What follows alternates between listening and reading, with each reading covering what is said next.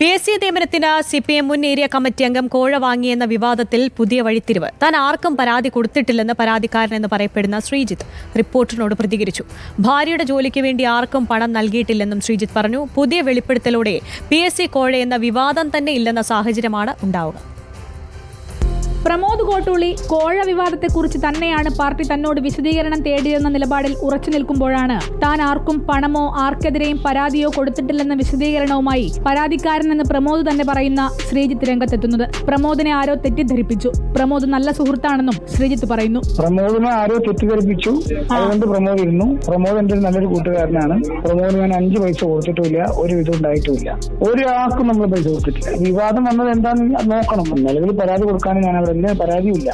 കാരണം ഞാൻ അങ്ങനെ കൊടുത്തിട്ടുണ്ടെങ്കിലല്ലേ നമുക്ക് പരാതി വരേണ്ട ആവശ്യമുള്ളൂ. നമ്മൾ ആരെടുത്തും പരാതി കൊടുത്തിട്ടുമില്ല, പരാതി പറഞ്ഞിട്ടുമില്ല.